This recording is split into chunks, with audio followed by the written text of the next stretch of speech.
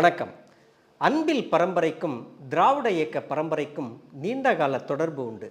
2021ஆம் ஆண்டு 10 ஆண்டுகளுக்கு பிறகு திமுக ஆட்சிக்கு வந்தபோது முதலமைச்சராக முத்துவேல் கருணாநிதி ஸ்டாலின் அவர்கள் பதவியேற்ற போது அந்த அமைச்சரவையில் பள்ளிக்கல்வித்துறை அமைச்சரானார் அன்பில் மகேஷ் பொய்யாமொழி அவர்கள்.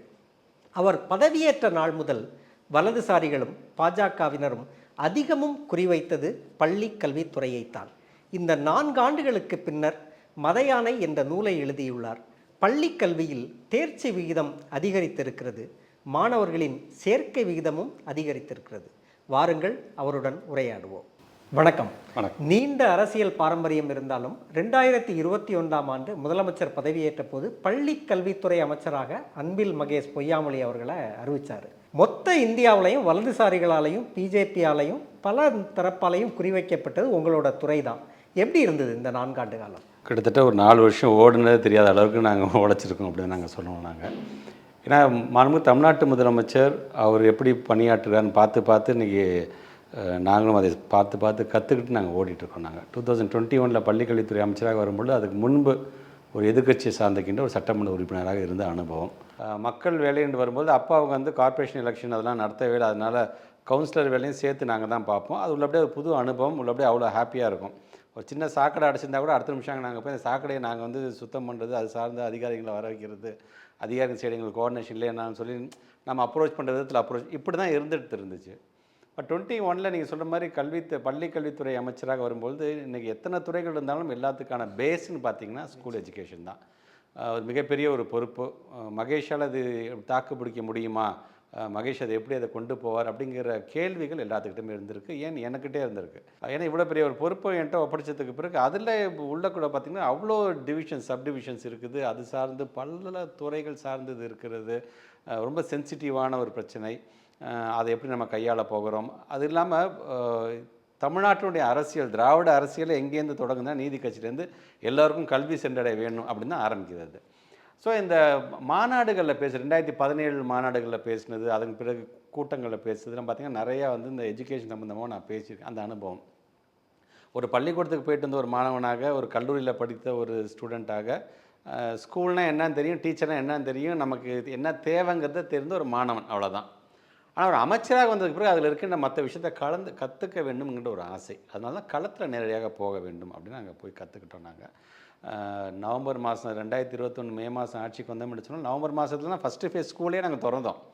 அது வரைக்கும் அந்த டிபார்ட்மெண்ட் எப்படி ரன் ஆக போகுதுன்னு தெரியறதுக்கு முன்பு நிறைய டிபார்ட்மெண்ட் மீட்டிங் நடத்த ஆரம்பிச்சிட்டேன். சரி, கொரோனா டயத்தில் நம்ம அட்லீஸ்ட் டிபார்ட்மெண்ட்டை கற்றுக்கலாமே அப்படின்னு இப்படி ஒவ்வொரு படியாக கற்றுக்கிட்டு இன்றைக்கி இந்த 4 வருஷம் கடந்து உள்ளபடியே இந்த டிபார்ட்மெண்ட்டை நான் முழுமையாக புரிஞ்சுக்கிட்டேன் நான் சொல்ல மாட்டேன். நான் நல்லா புரிஞ்சிருக்கிறேன் அப்படிங்கிறதுக்கு தான் நான் சொல்ல முடியும். இந்த கொரோனா டைம் பற்றி சொன்னீங்க. மிக முக்கியமான சவாலாக இருந்தது இடைநிற்றல், குழந்தைகள் ட்ராப் ஆகிடுறது அப்படின்றது. இதுக்காக தனி ஒரு இயக்கத்தையே முதலமைச்சர் தொடங்கினாங்க. இன்றைக்கி 4 ஆண்டுகளுக்கு பிறகு அந்த பிரச்சனை எப்படி இருக்குது? உள்ளபடி அதோட இம்பேக்ட் அப்படின்னு பார்க்கும்போது நம்முடைய ஸ்டேட் டெவலப்மெண்ட் பிளானிங் கமிஷன் இப்போ ஒரு 9,80,000 ஸ்டூடெண்ட்ஸுக்கிட்ட அவங்க ஒரு அசஸ் பண்ணாங்க. 3ஆம் வகுப்பு படிக்கிற பிள்ளைங்கள், 5ஆம் வகுப்பு 8ஆம் வகுப்பு படிக்கின்ற பிள்ளைங்கள். இந்த 8ஆம் வகுப்பு படிக்கிற பிள்ளைங்க இன்றைக்கி படிக்கிற குழந்தைங்கள்லாம் பார்த்திங்கன்னா இந்த கொரோனா பேட்சுங்கன்னா அந்த டயத்தில் மாட்டின குழந்தைங்க எல்லாம். ஸோ அதுலேருந்து நான் கொஞ்சம் கொஞ்சமாக அந்த குழந்தைங்க நான் மீட்டு எடுத்துக்கிட்டே வரோம். இந்த 3ஆம் வகுப்பு 5ஆம் வகுப்பு பிள்ளைகளுக்குன்னு கொண்டு வரப்பட்ட திட்டம் தான் எண்ணும் எழுத்தும் அப்படிங்கிற ஒரு திட்டம். 2021 கொரோனா டயத்தில் நாங்கள் என்ன பண்ணுறது, ஸ்கூலை திறந்த உடனே பாடம் நடத்த முடியுமா? ஸோ ரெஃப்ரெஷிங் அந்த குழந்தைங்களுக்கு தேவை. கிட்டத்தட்ட 2 வருஷம் ஸ்கூலுக்கே போகாத பசங்க. அப்போ தமிழ்நாட்டு முதலமைச்சர் எடுத்தோடனே அந்த பிள்ளைங்களை உட்காந்துட்டா சரி பாடம் படிங்க, பாடம் அப்படிங்கிறத காட்டி அந்த பிள்ளைங்களுக்கு என்ன தெரிய போகுது. ஸோ அந்த கேப்பை நீங்கள் ஃபில் பண்ணுறதுக்கு உங்களுக்கு தேவை இந்த இல்லம் தேடி கல்வி. ஏன் நம்ம தன்னார்வலர்கள் நம்ம கூப்பிட்டா வரமாட்டாங்களா, நம்ம தமிழ்நாட்டை சார்ந்தவங்க தானே என்று தமிழ்நாட்டு முதலமைச்சர் எங்களுக்கு தேவை ஒரு 2,72,000 தன்னார்வலர்கள் தான் தேவை எங்களுக்கு ஆக்சுவலாக. ஆனால் முதலமைச்சர் ஏன் தன்னார்வலர்களாக நீங்கள் வாங்க ஒரு இல்லம் தேடி கல்வின்னு ஒரு திட்டத்தை நான் கொண்டு வர போகிறேன். நீங்கள் 12th படிச்சிருந்தா 1ஆம் வகுப்புலேருந்து 5ஆம் வகுப்பு வரைக்கும் இருக்க பிள்ளைங்களுக்கு டியூஷன் மாதிரி நீங்கள் எடுக்கலாம். நீங்கள் இருக்கிற வீட்டுக்கே போய் எடுக்கலாம். 8ஆம் வகுப்பு படிக்க குழந்தைங்களுக்கு ஏதோ ஒரு விதத்தில் ஒரு டிகிரி ஹோல்டராக இருந்தால் நீங்கள் அந்த குழந்தைங்க எடுக்கலாம் அப்படின்னு சொல்லும்பொழுது அந்த முதலமைச்சரோட அந்த அழைப்பை ஏற்ற இடத்துல 6 லட்சம் பேர் வாலண்டியர்ஸ் அதில் பதிவு செஞ்சாங்க. அதை ஸோ அந்த இல்லம் தேடி கல்விங்கிறது ஆரம்பத்தில் நான் சொன்ன மாதிரி பல லட்சக்கணக்கில் எங்களுக்கு சென்டர்ஸ் தேவைப்பட்டது. இன்றைக்கி வெறும் 50,000 லெவலில் தேவைப்படும். அது கூட தேவைப்பட்டிருக்காதுங்க. அப்படின்னா அந்த 50,000 லெவலில் எங்களுக்கு தேவைப்படுறதுக்கு காரணம் இன்றைக்கும் 50,000 தேவைப்படுவது என்று காட்டிலும் இந்த ரூரல் சைடில் இருக்கின்ற பிள்ளைகளுக்கு இது இன்றைக்கி அது பிடிச்சி போச்சு. அது நம்ம இன்னும் ரெஃப்ரெஷ் பண்ணிக்கலாம், காசு கொடுத்து எல்லா பிள்ளைங்களும் டியூஷன் போக முடியாது இல்லையா? அப்போ இந்த வாலண்டியர்ஸ்னால் சேர்ந்து அந்த பிள்ளைங்களுக்கு நார்மல் ஸ்கூல் நாங்கள் ஆரம்பிச்சிட்டோம், எக்ஸ்ட்ராவாக இன்றைக்கி இந்த கிளாஸஸையும் நாங்கள் எடுக்கிற அளவுக்கு இதை நாங்கள் வந்து தயார்படுத்திகிட்டு இருக்கோம் தான் நாங்கள் சொல்ல முடியும். உள்ளபடி அது ஒரு மிகப்பெரிய, அதனால தான் இன்றைக்கி வந்து கலிஃபோர்னியா யூனிவர்சிட்டியை வந்து பாராட்டுது. இங்கே இருக்கிற நம்முடைய நிபுணர்கள், கிட்டத்தட்ட பொருளாதார நிபுணர்களாக இருந்தவங்களாம் இன்றைக்கி சொல்லுது இது அருமையான திட்டம், இதை மற்ற ஸ்டேட்ஸும் இதை நீங்கள் வந்து இதை ஃபாலோ பண்ணணும்னு சொல்லிக்கிறனால ஒரு மிகப்பெரிய ஒரு அங்கீகாரத்தை பெற்ற திட்டமாகத்தான் எஜுகேஷன் அட் ஃபுட் ஸ்டெப் நம்ம இல்லம் தேடி கல்விங்கிற இந்த திட்டம் வந்து அமைஞ்சிருக்காரு. ஒரு 14 சாப்டரில் மத யானை அப்படின்ற நூல் வந்து ரீசெண்டாக வெளியிட்டீங்க. அதில் பல்வேறு தகவல்கள் வந்து சுட்டி காட்டியிருக்கீங்க. நீங்கள் இந்த 4 ஆண்டுகள் எக்ஸ்பீரியன்ஸ் தான் அந்த மத யானை புத்தகமா? 4 ஆண்டு கால எக்ஸ்பீரியன்ஸ் ஒரு காரணம். மற்றொன்று என்னுடைய ஃபீல்டு விசிட் 234 தொகுதிக்கு நான் போனது ஒரு காரணம். மற்றொன்று என்னையே நான் அதில் பொருத்திக்கிட்டு பார்த்தது ஒரு காரணம். இதை ஒன்று ஒன்றா நான் சொல்லணும். என்னையே நான் பொருத்திக்கிட்டதுக்கு காரணம், பெரிய ஒரு பிரைட் ஸ்டூடெண்ட் அன்பில் மகேஷ்னு நான் சொல்ல மாட்டேன். கஷ்டப்பட்டு நான் படித்தேன்னா 67% 74% வரைக்கும் வாங்கக்கூடிய ஒரு ஆவரேஜ் ஸ்டூடெண்ட்டு தான். ஆனால் ஸ்கூல் ப்ரெமிசஸில் என் கிளாஸ் ரூமில் நான் உட்காரும்போது நான் எதுக்கெல்லாம் பயந்தேன். நான் இப்படி ஒரு டீச்சர் வர போகிறாங்க, ஹோம்ஒர்க் எழுதிட்டியான்னு கேட்க போகிறாங்க, எக்ஸாமில் வந்து மார்க் ஷீட் நீங்கள் கொடுக்க போகிறாங்கன்னா நமக்கான ஒரு பயம். இந்த மார்க் ஷீட்டை எடுத்து நான் வீட்டுக்கு போய் கையெழுத்து வாங்கினேன் அப்பா அம்மாட்ட. ஸோ இது சார்ந்து நான் என்னை தயார்படுத்திக்கணும். இந்த மாதிரி எந்த ஒரு இதுலேயும் நான் சிக்கிக்கொள்ளாமல் நான் எப்படியாச்சும் நான் படிச்சிடணும், எப்படியாச்சும் அந்த மாதிரியான ஒரு ஸ்டூடெண்ட்டாகத்தான் பள்ளிக்கூட லெவல்லேருந்து நாங்கள் வந்தது. நாங்கள் ஸோ இது 6ஆம் வகுப்பில் இருந்த மகேஷ் வேறு, 7ஆம் வகுப்பில் இருந்த மகேஷ் வேறு. ஸோ அந்த இப்போ கான்ஃபிடென்ட் ஒரு லெவலில் தான் நமக்கு வரும் இல்லையா? அப்படி இருக்கும்போது என்னை இன்னமும் நான் ஒரு 6th படிக்கிற ஸ்டூடெண்ட்டாக இருந்தால் நான் எப்படி இருந்திருப்பேன்? அப்போ எனக்கு என்னென்ன தேவையாக நான் எதிர்பார்த்துருப்பேன் என் டீச்சர்கிட்ட, என்னோடய எஜுகேஷன் சிஸ்டத்தில் என்ன நான் எதிர்பார்த்துருப்பேன் அப்படிங்கும்போது, நான்லாம் 6th ஸ்டாண்டர்ட், நான் வந்து 5th ஸ்டாண்டர்ட் வரைக்கும் ஸ்கூலில் படிக்கிறேன். 6th ஸ்டாண்டர்ட் இன்னொரு ஸ்கூலுக்கு போகும்போது நான் சேருன்னா அப்போ வந்து ஒரு என்ட்ரன்ஸ் எக்ஸாமாக இருந்துச்சு. ஏன்னா நல்லா ஞாபகம் இருக்குது எனக்கு. அந்த எக்ஸாம் எழுத போகும்போது நாங்கள் விட்டுட்டு எங்கள் அப்பா எனக்காக கீழே காத்துட்டு இருந்தால் என்னால் மறக்கவே முடியாது. அந்த என்ட்ரன்ஸ் எக்ஸாம் நான் பாஸ் பண்ணால் 6th ஸ்டாண்டர்டில் என்னால் வந்து என்னை சேர்த்துக்குவாங்க. ஸோ இப்படிலாம் இருந்தது எல்லாமே ஒரு இதுதான் இல்லையா? நீங்கள் என்ன தான் நீங்கள் கல்லூரியை படிச்சுட்டு நீங்கள் பிஎஸ்சி அண்ட் எம்சி எல்லாம் முடித்தாலுமே அந்த ஸ்கூல் டயத்தில் இருந்தது. இன்றைக்கி என்னோடய ஸ்கூலில் போய் என் கிளாஸ் ரூம்ஸ்லாம் நான் பார்க்கும்போது எனக்கு அந்த பழைய ஞாபகம் வரும்போது இந்த பய உணர்வும் எனக்கு ஒரு ஒன்றாவது. ஸோ இதெல்லாம் சரி. இந்த 234 தொகுதிக்கு நாங்கள் போகும்பொழுது அங்கே இருக்கின்ற கிளாஸஸை நான் ஆய்வு செய்ய திடீர்னு நான் ஒரு கேள்வி கேட்பேன். ஏதாச்சும் ஒரு யாருக்குமே சொல்லாமல் தான் போவேன் நான். இல்லை அங்கே இருக்கின்ற ஒரு புக்கை எடுத்து இந்த சென்டென்ஸ் எனக்கு படித்து காமிங்களேன்ப்பா அப்படின்னு சொல்லுவேன். நான் இந்த மாதிரி பண்ணும்பொழுது என்ன மாதிரியே ஒரு மாணவன் அங்கே உட்காந்துருப்பாரு, நான் கண்டிப்படுவேன். எப்படி பார்ப்பேன்னா, எனக்கு அந்த மாணவன் எனக்கு ஐ கான்டாக்டே கொடுக்க மாட்டார். நம்ம சார் பார்த்துட்டாரா, நம்மளை எதுவும் கேள்வி கேட்டாலும் இந்த பக்கம் திரும்புறது, சரி இப்படிலாம் இருந்தவங்க தானே நாங்களுமே. அதனால் இங்கே நான் இந்த எக்ஸாம் பண்ணிவிட்டு அந்த பிள்ளைங்கிட்ட எந்த குழந்தை என்கிட்ட ஐ கான்டாக்ட் கொடுக்கறதுக்கு வந்து யோசிக்கிறாரோ அவர்கிட்ட போய் சும்மா ஷோல்டரில் மட்டும் கை வச்சுட்டு ஒன்றும் கேள்வியே கேட்காம நான் பாட்டு வெளியில் வந்துடுவேன். நான் ஆனால் வெளியில் வரும்போது நான் கேட்ட கேள்விதான் பதில் சொன்னது, நான் படிக்க சொன்னால் படித்து காமிச்ச குழந்தைங்களை காட்டிலும் என்ன மாதிரியே ஒரு பையன் அங்கே இருக்கிறானே அந்த சிந்தனை எனக்கு இருந்துக்கிட்டே இருக்கும். ஸோ இது ஒன் ஆஃப் த ஒரு எக்ஸ்பீரியன்ஸாக இருக்கும். ஸோ இந்த 4 ஆண்டு எக்ஸ்பீரியன்ஸுக்குள்ள நான் வந்து நிறையா ரொம்ப ஃப்ரீக்வெண்ட்டாக வந்து நான் டிபார்ட்மெண்ட் மீட்டிங் நடத்திட்டே இருப்பேன். நான் எங்கள் சிஓஸ் மீட்டிங் நடத்துவேன், DOs meeting, directors and joint directors meeting நடத்துவேன். ஸோ இது சார்ந்து நான் நிறைய கேள்விகள் கேட்பேன். அப்போங்க சார் நம்ம பசங்களுக்கு இப்போ இது பண்ணால் போதும் சார்.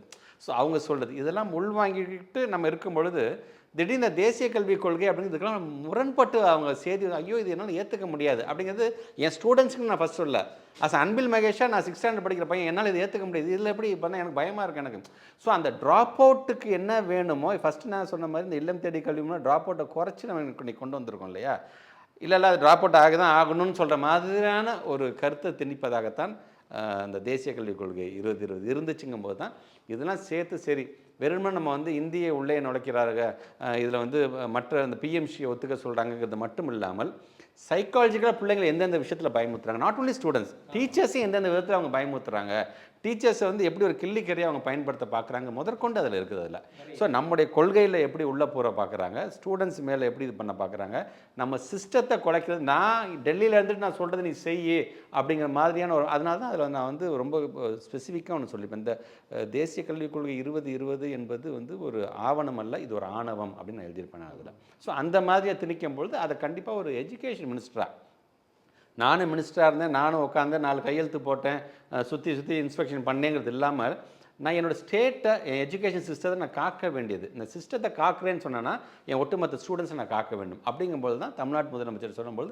இது சார்ந்து இன்னும் நீ அதிகமாக நீ படித்து நீ எழுது நீனு அப்படின்ட்டு அவரோட கொடுத்த ஊக்கம் தான் இன்றைக்கி இந்த மத யானையாக வந்து நிற்கிறது. 2151 கோடி ரூபாய் 6% வட்டியோட கொடுக்கணும்னு கேஸ் போட்டிருக்காங்க. இது ரொம்ப முக்கியமாக பள்ளிக்கல்வித்துறை தேசிய கல்விக் கொள்கையை ஏற்றுக்கொள்ளாத காரணத்தால் அவங்க வழங்க மறுத்த நிதி. அது என்ன சார் இந்த 6% வட்டிங்கிறது என்ன? இல்லை, இது நமக்கு வர வேண்டியது. நாங்கள் எங்கள் லீகல் டீமில் முதலமைச்சர் வந்து எடுத்த முடிவு தான் இது. அப்போ நான் கூட கேட்டேன், ஏங்க எங்கள் 2152 கோடி கொடுத்தா போதுங்க, எங்களுக்கு என் பசங்களை வச்சு நான் திட்டம் கொண்டு வரேன். இல்லைங்க, இது நமக்கு வர வேண்டிய உரிமை. இது நமக்கு வரும்போது நம்ம சில வட்டிகள் போட்டு தான் நம்ம கேட்டாகணும். அப்போ தான் அது ஒரு வழி தெரியும், நம்ம எந்த அளவுக்கு நம்ம வந்து பேர் பண்ணிகிட்டு இருக்கிறோம். அப்படிங்கும்போது தான் சரிங்க, நீங்கள் ஜஸ்ட் கோ வித் தட் அப்படிங்கும்போது தான் இன்றைக்கி அந்த 6% வட்டியோடு சேர்த்து எங்களுக்கு கொடுக்க வேண்டும் என்று நாங்கள் சொல்லியிருக்கிறோம். இது கிட்டத்தட்ட பார்த்தீங்கன்னா 2023 கடைசி தவணையிலேருந்து நிறுத்திட்டாங்க. ஸோ போன வருஷமும் நமக்கு வராமல் போயிட்டு, இந்த வருஷமும் ஃபஸ்ட்டு தவணை வராமல். ஸோ இந்த மாதிரியான அலக்களிக்கும் போது தான் இட்ஸ் நாட் ஒன்லி வெறும் அதை கேஸ் போடுறோம் அப்படிங்கிறது மட்டும் இல்லாமல் இது நம்மளுடைய உரிமையாக ஆர்டிஇ ஆக்டே நமக்கு அதான் சொல்லுது. நமக்கு ஆர்டிஇ ஆக்ட் படி பார்த்திங்கன்னா இவங்க இந்த தேசிய கல்விக் கொள்கைக்கும் இதுக்கும் சம்மந்தமே இல்லாமல் இருக்குது. ஆர்டிஇ ஆக்ட்டுங்கிறது சென்ட்ரல் கவர்மெண்ட் அந்த ஆக்டை பாஸ் பண்ணுது அப்படின்னா சென்ட்ரல் கவர்மெண்ட்டுக்கு அந்த மாதிரி ஒன்று கொண்டு வாங்கலேன்னு ரெக்கமெண்ட் பண்ணதே பார்த்திங்கன்னா சுப்ரீம் கோர்ட்டு தான். ஸோ அதில் ஒன் ஆஃப் த பேராமீட்டர் தான் 25% அந்த பிள்ளைங்களை போய் நம்ம சேர்க்கறது, இதுலேருந்து எல்லாமே அதில் வருது. ஸோ ஒரு சுப்ரீம் கோர்ட்டு, ஒரு நாடாளுமன்றம், நம்ம முழுமையாக நம்பக்கூடிய அந்த நாடாளுமன்றம் பாஸ் பண்ண ஆக்டுக்கே இன்றைக்கி வந்து ஒரு கான்ட்ராடிக்ட் பண்ணுற மாதிரியான ஒரு விஷயத்தை சொல்கிறது தான் இந்த தேசிய கல்விக் கொள்கை வேலையாக இருக்குன்னு. அதனால தான் நம்மளை தமிழ்நாட்டு முதலமைச்சர் தமிழ்நாடு போராடும் தமிழ்நாடு வெல்லும் என்று நீங்கள் துணிஞ்சு நாங்கள் அடிச்சிட்ருக்கோம். ஒன்றிய அரசு போடக்கூடிய அந்த நிதிநிலை அறிக்கையில் கூட கல்விக்கு ஒட்டுமொத்தமாக அவங்க செலவு செய்யக்கூடிய தொகை வந்து குறைவாக இருக்குது. ஆனால் தமிழ்நாடு அரசு மிக அதிகமான தொகையை வந்து கல்விக்கு வந்து செலவு பண்ணுறாங்க. இப்போ அவங்க வந்து மறுக்கப்பட்ட ஒரு தொகையை மறுத்தாங்க இல்லையா, நமக்கு தர வேண்டிய நிதியை. அதனால் உங்களுக்கு வந்து நீங்கள் சந்தித்த சங்கடங்கள் இருக்குமா சார்? சங்கடங்கள் அப்படிங்கிறது வந்து இன்றைக்கி தமிழ்நாட்டு முதலமைச்சர் வந்து அதை இன்றைக்கி ஸ்டேட் கவர்மெண்ட்டே பேர் பண்ணிக்குது அப்படின்னாங்க. இப்போ தேசிய கல்விக் கொள்கையை பற்றி அவங்க பேசுகிறவங்க, தேசிய கல்விக் கொள்கையில் ஒரு ஒன் ஆஃப் த இதுவே பார்த்திங்கன்னா 6% ஜிடிபியில் வந்து நம்ம வந்து எஜுகேஷனுக்கு ஒதுக்கணும் அப்படிங்கிறாங்க. அவங்க 6% வரல, வெறும் 2% நம்ம தான் அவங்க ஒதுக்கியிருக்காங்க. அதனால தான் தமிழ்நாட்டில் கொஞ்சம் பெருமையோடு சொல்கிறார், ஒட்டுமொத்த இந்தியாவுக்கே அவங்க ஒதுக்கக்கூடிய பட்ஜெட் வந்து 78,000 கோடி, 78,572 கோடி சம்திங். ஆனால் நம்முடைய தமிழ்நாட்டுக்கு மட்டும் நாங்கள் ஒதுக்குனது வந்து 46,767 கோடி நம்ம ஒதுக்கியிருக்கோம் நம்ம. ஸோ பாருங்கள், இந்த டிஃப்ரென்ஸை பார்த்தாலே உங்களுக்கு தெரியும். கிட்டத்தட்ட இது சார்ந்திருக்கின்ற பிள்ளைகள் கிட்ட 44 லட்சம் பிள்ளைங்க இன்றைக்கி இருக்கிறாங்க அப்படின்னா அது சார்ந்து பல்வேறு திட்டங்கள் நம்ம கொண்டு வந்துட்டு நாங்கள். அதில் அந்த திட்டங்களுக்கெல்லாம் மூடு விழா பண்ணுவது போல் அந்த திட்டங்கள் சார்ந்திருக்கின்ற 32,000க்கும் மேற்பட்டிருக்கின்ற ஆசிரியர்கள், ஆசிரியர்கள் அல்லாத பணியாளர்கள், இவங்கெல்லாம் சேர்ந்து இவங்களுக்கான மாத சம்பளம் இருக்குது பார்த்திங்களா. இது எல்லாமே பார்த்திங்கன்னா அந்த காம்பனண்ட்டில் தான் எங்களுக்கு வந்துட்டு இருக்குதுங்க. சமகர சிக்ஷா அபியான் சொல்லக்கூடிய அந்த காம்பனண்ட்டில் தான் வந்துட்டுருக்கு. ஸோ இது எல்லாத்தையுமே இழுத்து முடிக்கின்ற வேலையை செய்யும்போது இத்தனை பேருடைய வாழ்வாதாரம் அடிபடுகிறது, 40 லட்சம் பிள்ளைகளுடைய எதிர்காலம் அடிப்படை போகுது. ஸோ இது எதை பற்றியுமே அவங்க சிந்திக்காமல், தமிழ்நாட்டு முதலமைச்சர் என்ன சொன்னாங்கன்னா, இதை பொறுத்தவரைக்கும் இட்ஸ் டிபேட்டபிள். இது நாம் ஒருத்தர் உட்காந்து இதை வந்து நம்ம வாதம் பண்ணி அது எடுத்துக்கலாமா வேணும் அப்புறம் பார்த்துக்கலாம்.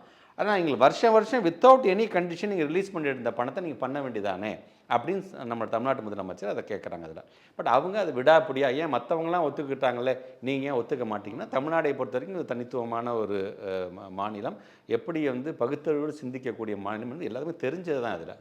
ஸோ நம்மையும் அது மாதிரி வற்புறுத்தும் பொழுது இதை நம்மளால் ஏற்றுக்கொள்ள முடியவில்லை. அதனால் தமிழ்நாட்டு முதலமைச்சர் பொறுத்த வரைக்கும் அவருடைய குரல் என்பது தமிழ்நாட்டுக்கு மட்டும் இல்லை, கேரளாவுக்கும் சரி, வெஸ்ட் பெங்காலுக்கும் சரி, இன்றைக்கி அந்த குரல் அவர் எழுப்பின காரணத்தினால தான் இன்றைக்கி வந்து மகாராஷ்டிரா வந்து இந்த மராத்தி ஹிந்தி இம்போசிஷன் அவங்க வரும்பொழுது இதை நாங்கள் எதுவும் எடுத்துக்க முடியாது, ஏன் எங்களுக்கு மராத்தி இல்லையா என்று பேச வச்சோம் நம்ம. இன்றைக்கி கர்நாடகாவில் இந்த இந்தியை கொண்டு வந்ததுனால பார்த்தீங்கன்னா கிட்டத்தட்ட 90,000 பிள்ளைகள் வந்து இன்றைக்கி வந்து ஃபெயில் ஆகிருக்கிறாங்க. ஏன்னா அந்த மொழியை திணித்ததன் காரணமாக நீங்கள் அந்த பிள்ளைங்களை எங்களுக்கு இருமொழி கொள்கையே போதுன்னு சொல்ல அளவுக்கு வந்துட்டாங்க. தெலுங்கானாவை பொறுத்தவரைக்கும் கல்வியாளர் அந்த குழுவே என்ன சொல்லுதுன்னா, this NEP 2020 is unfit for Telangana அப்படின்னு சொல்லிட்டாங்க. ஸோ இப்போ எல்லாருமே தமிழ்நாட்டு முதலமைச்சர் ஒரு குரல் கொடுத்ததுக்கப்புறமேட்டு அதை கண்டிப்பாக ஒரு நியாயம் இருக்கும்பா, இந்த ஸ்டேட்டு மட்டும் ஒரு வித்தியாசமான ஸ்டேட்டுப்பா, தனித்துவமான ஸ்டேட்டுப்பா, இவங்க சொன்னாங்க அது ஏதோ ஒரு காரணம் இருக்குப்பான்னு இன்றைக்கி அதை அலசி ஆராய்கின்ற அளவுக்கு நீங்கள் அது போயிட்டு. பள்ளிக்கல்வித்துறை, அதாவது ஒரு அரசு பள்ளியில் படிக்கிறது அப்படின்னா அதை கொஞ்சம் தாழ்வாக பார்த்த ஒரு மனநிலை மத்தியதர வர்க்க பெற்றோர்கள்ட்ட இருந்தது. இன்றைக்கி அந்த நிலை மாறி அரசு பள்ளி அப்படின்னா ஒரு உயர்ந்த இடத்துல வச்சு பார்க்கக்கூடிய ஒரு நிலைமைக்கு வந்து இருக்குது. இதுக்காக இந்த 4 ஆண்டுகளில் நீங்கள் என்ன முயற்சி? இதில் வந்து ஒரு இன்ஃபீரியாரிட்டி காம்ப்ளெக்ஸ் இருக்கக்கூடாதுங்கிறதுக்காக தான் வெரி ஃபஸ்ட்டு கூட்டத்தொடரில் ஆட்சிக்கு வந்து நான் பேசும்போது கூட ஒரு எம்எல்ஏ என்கிட்ட கேட்டாங்க, இந்த மாதிரி இன்ஃபீரியராக ஃபீல் பண்ணாங்கன்னா கவலைப்படாதீங்க, இனிமேட்டு அரசு பள்ளி என்பது வறுமையின் அடையாளமாக இருக்காது, அது பெருமையின் அடையாளமாக இருக்கும் என்று சொல்லது மட்டும் அல்லாமல் அது சார்ந்த பல்வேறு திட்டத்தை கொண்டு வர நாங்கள் ஆசைப்பட்டோம். ஸோ ஒவ்வொரு முறையும் தமிழ்நாட்டு முதலமைச்சருடைய அறைய கதவை நாங்கள் தட்டும் பொழுது, உள்ளே வரும்பொழுது முதலமைச்சர் பேசும்போது, "இந்த திட்டம் நல்லா இருக்குது, பண்ணுதுன்னு. ஏன் இது இப்படி பண்ணால் என்ன?" எப்படின்னு அவர் கொடுக்கக்கூடிய அந்த ஆக்கமும் ஊக்கமும் சில நேரத்தில் அவர் எங்கள்கிட்ட கேட்குற கேள்வியே பார்த்திங்கன்னா ஒரு புது திட்டமாக மாறும் எங்களுக்கு. ஸோ அப்படி தான் அந்த எண்ணும் எழுத்தும் திட்டத்தின் மூலமாக 3ஆம் வகுப்பு 5ஆம் வகுப்பு பிள்ளைங்களுக்கு நாங்கள் வந்து ஃபோக்கஸ் பண்ணதுலேருந்து, அறிவியல் சார்ந்த பிள்ளைங்க தெரிந்து கொள்ள வேண்டும் என்பதற்காக ஸ்டெம் லேபுங்கிற ஒரு கான்செப்டை கொண்டு வந்ததுலேருந்து, சரி படிப்புகள் மட்டுமே இல்லாமல் படிப்பு சாராமல் இருக்கின்ற மற்ற ஆக்டிவிட்டிஸ், கிளப் ஆக்டிவிட்டிஸ் மூலமாக ஒரு வினாடி வினா நடத்துகிறதா, ஒரு கலை பண்பாட்டு கொண்டாட்டம், ஒரு பிள்ளைக்கு நல்லா பாட தெரியும், நல்லா டான்ஸ் ஆட தெரியும், படிப்பை காட்டிலும் அந்த திறமை நல்லா இருக்கும், நல்லா பேச தெரியும், நல்லா கவிதை எழுத தெரியும். ஸோ அந்த பிள்ளைங்களை ஐடென்டிஃபை பண்ணோம். ஸோ உனக்கு வந்து கல்வி அறிவையும் நாங்கள் தரோம், அதேமாதிரி உன்னோட தனித்திறமையை நாங்கள் வந்து ஊக்கப்படுத்துகிறோம். உனக்கு எது பிடிக்கும் அதை நீ பிடிச்சிட்டு மேலே வந்துரு அப்படிங்கிற மாதிரியான ஒரு திட்டங்கள்.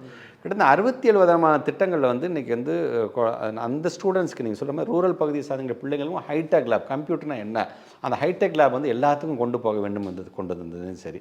இப்படி ஒவ்வொன்றையும் பார்த்து பார்த்து செய்ததன் காரணமாக இன்றைக்கி இந்த வருஷம் QR கோடை வச்சு நீங்கள் அட்மிஷன் செய்கிற அளவுக்கு அரசு பள்ளி வந்திருக்குங்கிறது வந்து நாங்கள் உள்ளபடியே அது கிராமப்புறங்களில் பண்ணியிருக்கீங்க. எல்லாத்துக்குமே இன்றைக்கி வந்து ஃபோன் அப்படிங்கிறது எல்லா கையிலுமே இன்றைக்கி வந்துருச்சு. இன்றைக்கி அந்த ஃபோன் வச்சு இந்த டெக்னாலஜி நாங்கள் கொண்டு போகிறோம். நாங்கள் நெட்வொர்க்குன்னு வரும்போது கிராமப்பகுதி வரைக்கும் இந்த ஹைடெக் லேப் நாங்கள் கொண்டு போகிறோம். ஸோ இது எல்லாமே தமிழ்நாட்டு முதலமைச்சர் கிடைத்த ஒரு மிகப்பெரிய ஒரு வெற்றி. இட்ஸ் ஒரு கைண்ட் ஆஃப் கேம் சேஞ்சர் தான். அப்படியே மாற்றி காமிச்சிட்டார். அப்படியே இந்த மாதிரி திட்டங்கள் வரும்பொழுது உள்ளபடியே மனசு ஏங்கிறது ஒன்றே ஒன்று தான். கடைசி 10 வருஷமும் தொடர்ந்து திராவிட முன்னேற்ற கழகம் இருந்திருக்கக்கூடாது அப்படின்னா இன்றைக்கி நாம் வந்து வெளிநாட்டோட எப்படியாச்சும் போட்டி பண்ண ஆசைப்படுறோம்ல, அப்போ கண்டிப்பாக நார்வே லெவலுக்கு, டென்மார்க் லெவலுக்கு, ஃபின்லாண்ட் லெவலுக்கு நம்ம கொண்டு வந்திருக்க முடியும் அப்படிங்கிறது தான் எனக்கு தோணுது. எனக்கு இந்த ஐடியா உங்களுக்கு யார் சார் எப்படி தோணுச்சு சார்? ஒரு பப்ளிக் எக்ஸாம் டேட்டை அறிவிக்கிறது மட்டுமே வந்து ஒரு பள்ளிக்கல்வித்துறை அமைச்சர் வேலையாக இருக்கக்கூடாது. நான் ஒரு டேட்டை நீங்கள் அறிவிச்சுன்னா அது சார்ந்து அந்த ஹெச்எம்ஸ் கிட்டத்தட்ட 6500 7500 ஹெச்எம்ஸோடு நான் வந்து வீடியோ கான்ஃபரன்ஸில் வந்து நான் வந்து பேசியிருக்கேன். பேட்ச் வைஸாக பேசி அவங்களை நான் ஊக்கப்படுத்துவேன். நான் சரி இங்கே பாருங்கள், எக்ஸாம் தேதி அறிவிச்சாச்சு, லாஸ்ட் டைம் நீங்கள் இவ்வளோ இது எடுத்துருக்கீங்க, இந்த தடவை கொஞ்சம் இதை நீங்கள் ஜாஸ்தி பண்ணுங்கள், லாஸ்ட் டைம் ஐ திங்க் இந்த பாடத்தில் வந்து பசங்க கொஞ்சம் ஃபெயிலாக இருக்கணும் பொழுது பசங்களை ஊக்கப்படுத்துறதை காட்டிலும் அந்த சப்ஜெக்ட் டீச்சர்ஸை கொஞ்சம் ஊக்கப்படுத்துங்க, இப்படி சொல்லிக்கிட்டே இருக்கும் பார்த்தீங்களா. அப்போ அவங்கள்ட்ட நாங்கள் சொல்ல, நீங்கள் ஏதாச்சும் புதுமையாக பண்ணுங்கள். நான் கன்னியாகுமரியில் பார்க்கும்போது கணித மரம்னே ஒரு மரம் இருக்கிறது. அந்த மரத்தில் அங்கங்கே பார்த்தீங்கன்னா ஃபார்முலா கட்டி தொங்க விட்டுருக்குறாங்க. பிள்ளைங்க கிரவுண்டில் விளையாடும்போது அந்த ஃபார்முலாவை போய் பார்த்துட்டு வந்து விளையாடுறாங்க. இதை பார்க்கும்போது இந்த மாதிரி புதுசாக பண்ணுங்கள். நீங்கள் இப்படி பண்ணும்போது உங்களுக்கு மட்டும் கன்னியாகுமரி மாவட்டம் மட்டும் பலன்பற்றப்படக்கூடாது, இது அனைத்து மாவட்டத்தை சார்ந்திருக்கின்ற பள்ளிக்கூடமும் பயன்பெற வேண்டும். அதனால் யாராச்சும் நல்ல விதத்தில் திங்க் பண்ணுங்க, தயவுசெய்து உடனடியாக அதை நீங்கள் வந்து இங்கே சொல்லுங்கள் அப்படிங்கிற மாதிரி நாங்கள் சொல்லியிருந்தோம். அந்த மாதிரி உருவானது தான் இந்த QR கோட். இது வந்து முழுக்க ஒரு டீச்சரே இன்றைக்கி வந்து அதை கொண்டு வந்தது. இதை மற்றவர்களும் இன்றைக்கி பயன்படுத்தி கொள்ள வேண்டும் என்று நம்முடைய நேயர்கள் மூலமாக நான் தெரிவிக்கிறேன். பள்ளிக்கூடம், பள்ளி அறை அப்படின்றது வந்து நீங்கள் இருக்கீங்க, பெற்றோர்கள் இருக்காங்க, ஆசிரியர்கள் இருக்காங்க, குழந்தைகள் இருக்காங்க. இது ஏதோ ஒரு விதத்தில் ஒரு பள்ளி அறைங்கிறது சமுதாயத்தை வந்து பிரதிபலிக்கக்கூடிய ஒரு போக்கை வந்து பார்க்குறோம். சமுதாயத்தில் பல பிரச்சனைகள் இருக்குது, அது வந்து பள்ளிக்கூட அறைக்குள் பிரதிபலிக்கும் போது அதை வந்து ஒரு அமைச்சராக நீங்கள் எப்படி அதை ஹேண்டில் பண்ணுறீங்க? இப்போ நீங்கள் சொன்ன மாதிரி இது வெறுமனே ஒரு பள்ளிக்கூடம் என்று சொன்னால் அமைச்சர் பார்த்துக்குவார், அமைச்சரோட பொறுப்பு அப்படி இல்லாமல் இது ஒரு கூட்டு பொறுப்பாகத்தான் பார்க்கணும். அமைச்சராகவே இருந்தாலுமே அங்கே இருக்கக்கூடிய நீங்கள் சொல்ல மாதிரி இன்ஸ்டிடியூஷன்ஸ், அங்கே இருக்கின்ற ஸ்டூடெண்ட்ஸ், அங்கே இருக்கின்ற டீச்சர்ஸ், அங்கே இருக்கின்ற பேரண்ட்ஸ், எங்களோட எஜுகேஷன் டிபார்ட்மெண்ட், இதெல்லாம் சேர்ந்து ஒரு பயணிக்கும் பொழுது தான் என்ன தப்பாக இருந்தால் இமீடியட்டாக அதை சார்ட் அவுட் பண்ணுறது. அதுக்காக தான் இப்போ பேரண்ட் டீச்சர்ஸ் அசோசியேஷன் அங்கே வைக்கிறோம், நாங்கள் ஸ்கூல் மேனேஜ்மெண்ட் கமிட்டின்னு ஒன்று தனியாக வைக்கிறோம். ஸோ இவங்களாம் உட்காந்து பேசுங்க நாங்கள் சொல்கிறது அதான். அங்கே ஒரு தவறு நடக்கிற மாதிரி தெரிஞ்சுன்னு சொன்னால் இந்த பிடிஏ மாதம் நடக்கிற கூட்டத்தில் பிடிஏல அங்கே ஒரு பிடிஏ தலைவராக ஒரு ஸ்டூடெண்ட்டோடைய பேரண்ட்ஸ் இருக்கிறது, எஸ்எம்சியோடைய தலைவியாக ஒரு ஸ்டூடெண்ட்டோட ஸோ இவங்கெல்லாம் கலந்து பேசி அதை இமீடியட்டாக அதை சார்ட் அவுட் பண்ண வேண்டும் என்று நாங்கள் ஆசைப்படுகின்றோம். அதையும் மீறி இன்றைக்கி இருக்கிறதுல நான் ஏற்கனவே சொன்ன மாதிரி தான் டெக்னாலஜி அப்படிங்கும்போது அது நம்ம அதை வரம்னு சொல்கிறதா சாபம்னு சொல்கிறதான்னு தெரில. சில சமயம் பார்த்திங்கன்னா ஃபேக் நியூஸஸ் டக்குன்னு நீங்கள் பரவும் பொழுது அது உடனே பற்றி கொள்கிறது. அதை வந்து நீங்கள் சரி செய்வதற்குள்ள உங்களுக்கு தெரியும், பொய் செய்தி அப்படிங்கிறது வந்து ராக்கெட் வேகத்தில் போகுது, உண்மை என்று சொன்னால் அது ஆமை வேகத்தில் தான் போகுது அது. ஸோ அந்த மாதிரியான போகும்போது அதன் மூலமாக ஒரு சொசைட்டியில் வந்து ஒரு ரெஸ்ட்லெஸ் வந்து அது வந்து பள்ளிக்கூடத்தில் பாதிக்கப்படும் பொழுது உள்ளபடியே எங்களுக்கு மிகப்பெரிய ஒரு வருத்தமாக. அதனால தான் ஸ்கூலில் நடக்கும்போது அசம்பிளி செஷன்ஸ் சம்டைம்ஸ் நான் வந்து சர்ப்ரைஸாக போய் நான் பார்ப்பேன். அசம்பிளி செஷன் என்ன பேசுகிறாங்க, ஒரு திருக்குறளுக்கான ஒரு அர்த்தத்தை சொல்கிறது, ஒரு ப்ராவர்ப், ஒரு பழமொழியை எடுத்து ஆங்கிலத்திலையும் தமிழையும் சொல்லுது, அன்றைக்கி நாட்டு நடப்பு என்ன, ஸோ இந்த பிள்ளைங்களாம் அதை அழகாக சொல்கிறாங்களா, அதை உள்வாங்குகிறார்களா, அப்படியே அந்த குழந்தைங்களை வந்து செதுக்கக்கூடிய அந்த விதத்தில் ஒரு நல்ல ஒரு தலைவர்களாக வர வேண்டும் செதுக்கக்கூடிய இடமாகத்தான் அதை பார்க்கும். எங்களுடைய டீச்சர்ஸும் எங்களுடைய பேரண்ட்ஸும் உள்ளபடியே அது ஒரு கூட்டு பொறுப்பாக அதை செய்கிறார்கள். மாணவ செல்வங்களும் நீங்கள் வந்து தவறான பாதையில் யாரும் சென்று விடாமல் நல்லது எது கெட்டது என்பதை அறிந்து கொள்ளுகின்ற அந்த பிள்ளைகளும் அதை அறிந்து கொள்ள வேண்டும். அறிந்து கொள்ள முடியாத இருக்கின்ற ஏஜில் இருக்கிற பிள்ளைங்களுக்கு டீச்சர்ஸ் வந்து இரண்டாம் பெற்றோர்களாக இருந்து அதை செய்கிறார்கள். இன்னும் அதை செய்ய வேண்டும் என்று தான் கேட்டுக்கொள்கிறேன். பெற்றோர்களையும் இதுக்குள்ளே நீங்கள் பரவலாக பார்ட்டிசிபேட் பண்ண வைக்கிறீங்க இல்லையா, இந்த கான்வர்சேஷன்? பொதுவாக அந்த ஒரு ஸ்கூலில் ஒன்று நடக்கும்போது அந்த மாணவர் மனசு ஒரு பெட்டி நாங்கள் வச்சுருக்கிறோம். பிள்ளைங்கள் வந்து அந்த பெட்டியிலேருந்து புகாருக்காக மட்டும் அந்த பெட்டியில் சம்டைம்ஸ் டீச்சர்ஸ் வாழ்த்துறதுக்கும் சரி, எனக்கு இது பிடிச்சிருக்கு எனக்கு பிடிக்கலன்னு சொல்கிற முதற்கொண்டு அதில் அந்த பிள்ளைங்க அதை போடலாம். அது சென்சிட்டிவாக வரும்போது அந்த பிள்ளைங்களோட பேர்லாம் சொல்லப்படாது. சென்சிட்டிவாக வரும்போது அந்த டீச்சர்ஸ் ஹெச்எம்சி இது வாரத்தில் ஒரு தடவை எடுத்து அதை படிக்கும் பொழுது அது சார்ந்து அந்த பிடிஏ மீட்டிங்லேயும் சரி, எஸ்எம்சி மீட்டிங் அது ஒரு ஒன் ஆஃப் த பொருளாக வச்சு டிஸ்கஸ் பண்ணுறாங்க. நம்ம பிள்ளைங்களோட மனநிலை இன்றைக்கி ரொம்ப ஹாப்பியாக இருக்குது, இதெல்லாம் பண்ணியிருக்காங்க. ஒரு குழந்தை மட்டும் இது ரொம்ப வருத்தமாக சொல்லியிருக்கு அப்படிங்கும்பொழுது அது இம்மிடியட்டாக அதை அவங்க அட்ரஸ் பண்ணுறது.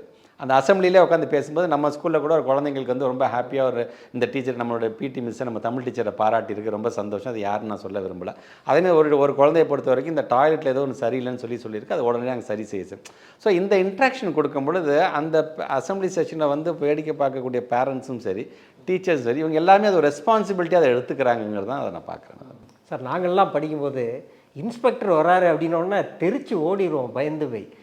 அன்பில் மகேஷ் வராரு அப்படின்னா குழந்தைகள் பயந்து போய் இது பண்ணுதா, இல்லை உங்களை எங்கள் ஸ்கூலுக்கு வாங்க சார் அப்படின்ட்டு பிரியப்பட்டு கூப்பிட்றாங்க? டீச்சர்ஸும் சரி ஸ்டூடெண்ட்ஸும் சரி உள்ளே போகும்போது ஓரளவுக்கு அந்த ஹாப்பி ஆகிட்டாங்க. சி அகைன் நான் சொல்கிறேங்க, ஒரு பள்ளிக்கல்வித்துறை அமைச்சர் ரீச் எப்படி வந்துச்சுன்னா, நம்ம எப்போ எக்ஸாம் ரிசல்ட் நம்ம கொடுக்க போகிறோம், இல்லை என்னைக்காச்சும் இன்றைக்கி வந்து ஸ்கூல் லீவ் விடுவார் அவர் அப்படிங்கும்போது டிவிக்கு முன்னாடி உட்காடுறாங்க இல்லையா, அப்போ எப்போ உங்கள் அமைச்சர் வந்துட்டாருப்பா அப்படின்னு சொல்லி அது பழகிடுச்சா என்னன்னு தெரில. அந்த ஸ்டூடெண்ட்ஸ் பார்க்கும்போது அவங்க வந்து ஒரு அமைச்சராக பார்க்குறதில்ல, அது ஃப்ரெண்டாக பார்க்குறாங்களா இல்லை ஒரு குஷியாகிடுறாங்க, அவ்வளோதானே தவிர டீச்சர்ஸை பொறுத்த வரைக்கும் நாங்கள் கொடுத்துக்கூடிய அந்த ஊக்கத்தின் காரணமாக எங்களுக்கு ஓப்பன் சேலஞ்சே கொடுக்குறாங்க. ஸோ மினிஸ்டர் சார், நீங்கள் வந்து இன்ஸ்பெக்ஷன் பண்ணால் எங்கள் ஸ்கூல் வாங்க நாங்கள் ரெடியாக இருக்கும். இப்போ கிட்டத்தட்ட 4552 ஸ்கூல் சார்ந்திருக்கின்ற ஹெச்எம்ஸ் வந்து அந்த அழைப்பு கொடுத்துருங்க. அப்போ நான் சொன்னேன் 4552 ஸ்கூல் என்னால் வர முடியாது, அது சார்ந்து அங்கே இருக்கின்ற ஒரு பேரண்ட் டீச்சர்ஸ் அசோசியேஷன் அவங்க சார்ந்திருக்கின்ற ஒருத்தவங்க வந்து உங்களை வந்து இன்ஸ்பெக்ட் பண்ணுவாங்க. அங்கே இருக்கிற ஒன் ஆஃப் த டேரக்டரை நான் அனுப்பிச்சி வைக்கிறேன், ஜேடி அனுப்பிச்சி வைக்கிறேன், டிஓவே வந்து பார்ப்பார். ஒரு மாவட்டத்தில் ஒரு ஸ்கூலுக்கு நாங்கள் போகும்போது அங்கே இருக்கிற ஹெச்எம் வந்து அப்பாப்பா வாங்கப்பா அப்படி தான் பேசினாங்க. கூட இருக்கவங்க கூட சொன்னேன், அப்பா மினிஸ்டர் வந்து வாப்பா போப்பா சொன்னாங்க. இல்லை எனக்கு வரமாட்டேங்குதுங்க அப்படின்னு சொன்னால் நான் சொன்னேன், விடுங்க அவங்களுக்கு எது இதாக இருக்குதோ கம்ஃபர்ட்டாக அப்படியே கூப்பிட்டுமே சொல்லாமல் தவிர அது எதிர்பார்க்கறது இல்லை. நான் மினிஸ்டராக நான் வரேன், நீங்கள் சார்னு கூப்பிட்டு நாங்கள் எதிர்பார்க்கறதில்ல. எனக்கு பிள்ளைங்களுக்கு நீங்கள் பாடம் நல்லா நடத்திங்கன்னா போதும், ஸ்கூல் ப்ரெமிசஸை நல்லா டிசிப்ளினாக வச்சுக்கிட்டா போதும் அப்படின்னால. ஸோ எங்களை பொறுத்த வரைக்கும் அந்த மினிஸ்டர் ஸ்டூடெண்ட்ஸ் இதெல்லாம் தாண்டி ஒரு ஃப்ரெண்ட்லியான ஒரு சுச்சுவேஷன் தான் அதை நான் பார்க்குறேன். இப்போ நீங்கள் ஒரு வெளிநாட்டு பயணம் மேற்கீங்க, குழந்தைகளோட கல்வி சுற்றுலா, இதில் என்ன பண்ணுவீங்க வெளிநாட்டில் போய்? பொதுவாக வந்து இப்போ நான் ஏற்கனவே சொன்ன மாதிரி விளையாட்டு போட்டிகள் சார்ந்த பிள்ளைகள் நாங்கள் தேர்ந்தெடுக்கிறது, வினாடி வினா சார்ந்த பிள்ளைகளை தேர்ந்தெடுக்கக்கூடியது, கிளப் ஆக்டிவிட்டீஸ் மூலமாக பிள்ளைகள் நாங்கள் தேர்ந்தெடுக்கப்படி கிட்டத்தட்ட ஒரு 4-5 கலை திருவிழா மூலமாக இப்படி இந்த இதில் ஒவ்வொரு கேட்டகரியிலும் ஒரு 25 குழந்தைகள் நாங்கள் தேர்வு செய்து அவள் வெளிநாடு சுற்றுலா என்று சொல்வதை காட்டிலும் இது ஒரு கல்வி சுற்றுலாகத்தான். இதில் வந்து நாங்கள் வந்து மலேசியா கூட்டிகிட்டு போயிருக்கோம், சிங்கப்பூருக்கு கூட்டிகிட்டு போயிருக்கிறோம், ஹாங்காங் கூட்டிகிட்டு போயிருக்கிறோம், நாங்கள் ஜப்பான், சவுத் கொரியா, இப்போ வெரி ஃபஸ்ட் டைம் யூரோப்பியன் கண்ட்ரீஸ்க்கு எங்கள் குழந்தைங்க இப்போ இன்றைக்கி எல்லாருமே ஜெர்மனி போய் சேர்ந்துட்டாங்க இன்றைக்கி. ஸோ அந்த குழந்தைங்களுக்கு வந்து அங்கே போகும்போது அங்கே இருக்கின்ற பல்கலைக்கழகம், அங்கே இருக்கின்ற ஸ்கூல் எப்படி நடக்குது, அங்கே என்ன மாதிரி டீச்சர்ஸ் பாடுறாங்க, அங்கே இருக்கக்கூடிய இன்ஃப்ராஸ்ட்ரக்சர்ஸ் எப்படி இருக்கிறது, அங்கே இருக்கின்ற லைப்ரரி எப்படிப்பட்ட லைப்ரரியாக இருக்கின்றது, நம்பர் 1 யூனிவர்சிட்டின்னு எதை சொல்கிறாங்க, ஸோ அங்கே இருக்கிற சயின்ஸ் சென்டர் எக்ஸிபிஷன் அங்கே எப்படி இருக்குது. ஸோ இதெல்லாம் கூப்பிட்டு போய் நாங்கள் குழந்தைங்களை போய் காட்டும் பொழுது அந்த குழந்தைங்களுக்கு வந்து வெறுமனே அந்த 20 குழந்தைங்க போயிட்டு இருந்தது மட்டுமல்ல, விமானத்தை அண்ணாந்து பார்த்து கைத்தட்டி சிரிக்கிற குழந்தைங்கள விமான நிலையத்திலும் விமானத்துக்குள்ளேயும் ஏற்றிக்கொண்டு ஒரு வெளிநாட்டுக்கு நாங்கள் போகும்போது அங்கே இருக்கின்ற இமிக்ரேஷனுங்கிறது என்ன, அங்கே இருக்கின்ற பண்பாடு கலாச்சாரம் எப்படி ஆகுது, நம்முடைய பண்பாடு கலாச்சாரம் எப்படியாக இருக்கின்றது, இதை அந்த பிள்ளைங்க உள்வாங்கிறார்கள். உள்வாங்கிட்டு மீண்டும் நம்முடைய தாய்நாட்டுக்கு வரும்போது அங்கே இருக்கின்ற ஒரு கிராமப்பகுதியிலிருந்து வருகின்ற பிள்ளைங்க தான் எல்லா பிள்ளைங்களுமே. அந்த கிராமப்பகுதியை சார்ந்திருக்கிற பிள்ளைங்கள் அங்கே இருக்கின்ற கிராமப்பகுதியை சார்ந்திருக்கின்றவங்கக்கிட்ட ஒரு அம்பாசிடர், ஒரு தூதுவராக மாறுது. அப்போ இந்த வீட்டு பிள்ளை அந்த அப்பா பேர் அம்மா பேர் சொல்லி இந்த வீட்டு பிள்ளை ஏதோ இப்போ தான் ஜெர்மனி போயிட்டு இருந்துச்சாம்ல, இப்போ தான் ஜப்பான் போயிட்டு இருந்துச்சாம்ல அப்படின்னு சொல்லும் பொழுது அவங்கள அந்த குழந்தை உயர்வாக தன்னை நினைக்கும். அது எப்படிப்பட்ட அடிப்படையில் அந்த பிள்ளைகளாக தங்களோட உயர்வாக நடக்கும். ஆமாங்க, நான் வினாடி அப்படி நான் கலந்துக்கிட்டேன், நான் இப்படி கலை பண்பாட்டு கொண்டாட்டத்தில் இப்படி ஒரு டான்ஸ் போட்டியில் நான் வந்து ஃபஸ்ட்டு நான் வந்தேன், நான் அப்படி சொல்லும் பொழுது அதை சார்ந்திருக்குன்னு அந்த பள்ளிக்கூடமாக இருந்தாலும் சரி, அந்த சுற்றி இருக்கின்ற சுற்று வட்டாரமாக இருந்தாலும் சரி, அப்போ அந்த பிள்ளைங்களை மற்ற பிள்ளைங்களை ஊக்கப்படுத்திக்கணும். அப்போ நீ இது மாதிரி போப்பா, நீ அந்த மற்ற பிள்ளைகள் மனசில் ஒரு ஒரு விதையை விதைப்பது போல் நான் அடுத்த தடவை நான் எப்படியாச்சும் இதுக்கு நான் போய் ஆகணும், அதுக்கு நான் என்னை தயார்படுத்திக் கொள்ள வேண்டும். ஒரு பக்கம் மதிப்பெண்கள் வாங்க வேண்டும், ஒரு பக்கம் நம்மளோட இதை கிளியர் பண்ண வேண்டும் இருந்தாலும் என் தனித்திறமைக்கு ஒரு அங்கீகாரம் இந்த அரசாங்கம் கொடுக்குதுப்பா, இந்த முதலமைச்சர் இதுக்குன்னு ஒரு திட்டத்தை தீட்டுறாருப்பா அப்படின்னு சொல்லும்போது உள்ளபடி எங்களுக்கு பெருமையாக இருக்கின்றது. வெளிநாட்டுக்கு போகும்போது அங்கே இருக்கின்றவர்கள்லாம் இப்படி ஒரு திட்டம் இருக்குதா, இப்படி தமிழ்நாட்டு அப்படி இருக்குதா அப்படின்னு அங்கே இருக்கின்ற தமிழ் சங்கங்கள்லாம் கேட்கும்போது எங்கள் அவ்வளோ எங்களுக்கு பெருமையாக. அப்போ நாங்கள் சொல்லுவோம், இது எடுத்துக்கு எல்லாத்தையும் சொல்லுங்கள், தமிழ்நாட்டு முதலமைச்சர் இதுக்கண்டு எப்படி தனி நிதி ஒதுக்கீடு செய்கிறார், இந்த கல்வி சுற்றுலா அந்த குழந்தைகள் எதெல்லாம் கற்றுக்குறாங்க, ஒரு நாங்கள் அவங்க அந்த குழந்தைங்க நாங்கள் எழுதி வாங்கிக்கிறோம். நாங்கள் ஒரு டெஸ்டிமோனியமாக அந்த குழந்தைங்க சொல்லுது, நான் வந்தேன் நான் அதையும் திறனாய்வு பண்ணுறீங்க. திறனாய்வு பண்ணி அதை மற்றவங்கிட்ட நாங்கள் கொண்டு செல்கிறோம். நம்ம அப்போ நீங்கள் வந்து உங்களோட மதிப்பெண் மட்டும் இல்லப்போ உங்கள் தனித்திறமைக்கும் ஒரு அங்கீகாரம் எப்படி கிடைக்கிது பார்ப்பா நாங்கள் சொல்லுகின்ற விதமாக இது அமைக்கிறதாக தான் பார்க்க. இந்த கல்வி சுற்றுலா மூலமாக இதற்கு முன்னர் நிறைய சுற்றுலாக்கள் நீங்கள் பண்ணியிருப்பீங்க, இது மாதிரி அந்த குழந்தைகள் இதை எப்படி எவால்வேட் பண்ணியிருந்தாங்க? பொதுவாக இந்த குழந்தைகள் நாங்கள் அழைச்சிட்டு செல்லும் பொழுது அங்கே கற்றுக்கிறது, எங்கள் கூட இன்ட்ராக்ட் பண்ணக்கூடியது, எங்கள் கூட இன்ட்ராக்ட் பண்ண அங்கே இருக்கிற ஆண்டர்ப்ரனர்ஸ் இருக்கிறாங்க. தமிழ்நாட்டிலேருந்து போய் அங்கே ஒரு மிகப்பெரிய ஒரு இடத்துல ஒரு தொழிலதிபராக உட்காந்துருப்பாங்க இல்லையா, அவங்கக்கிட்ட அந்த குழந்தைங்க இன்ட்ராக்ட் பண்ணுறது பேசுகிறதெல்லாம் பார்க்கும்போது எங்களுக்கே உள்ளபடியே பெருமையாக இருக்கும். ஒரு 6th ஸ்டாண்டர்ட் படிக்கிற பிள்ளையும் இப்போ ஒரு பையன் வந்து அங்கே இருக்கின்ற ரோபோட்டிக்ஸை பற்றி பேசுகிறாரு, நியூரோ சயின்ஸை பற்றி பேசுகிறாரு, அதில் இருக்கின்ற எல்எல்எம் ப்ரோக்ராமை பற்றி பேசுகிறாங்க போது அந்த அவங்கெல்லாம் சொல்கிறாங்க, நீ 6th ஸ்டாண்டர்ட் தான் படிக்க பாரு, இப்போயே வரையா நான் வேலை சேர்த்துக்கிறேங்கிற அளவுக்கு அந்த எங்களால் அதை ஒரு ஸோ இது சார்ந்து அப்போ நம்ம ஒரு ரோபோட்டிக்ஸ் சார்ந்து ஏன் இங்கே நம்ம இங்கே கொண்டு வரக்கூடாது நம்ம.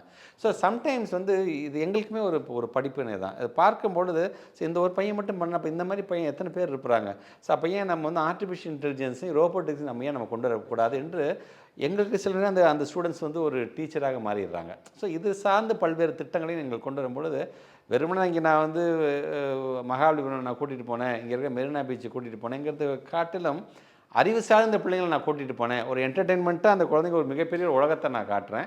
அங்கேருந்து ஒரு சில அறிவுகளை அந்த குழந்தைங்களுக்கு கற்றுக்குறாங்க. என் குழந்தைகிட்டே இவ்வளோ அறிவுகள் இருக்குதான்னு நான் கற்றுக்கிறேன் நான். ஸோ இப்படி எல்லாமே பார்த்திங்கன்னா ஒரு 1-to-1 ஒரு ஜாயிண்ட் மாதிரி வந்து அது ஒரு திட்டமாக உருவாகத்தான் நான் பார்க்குறேன். தெற்கின் குரல் வரும் புதன்கிழமை மாலை 6:30 மணிக்கு நமது கலைஞர் செய்திகள் தொலைக்காட்சியில்.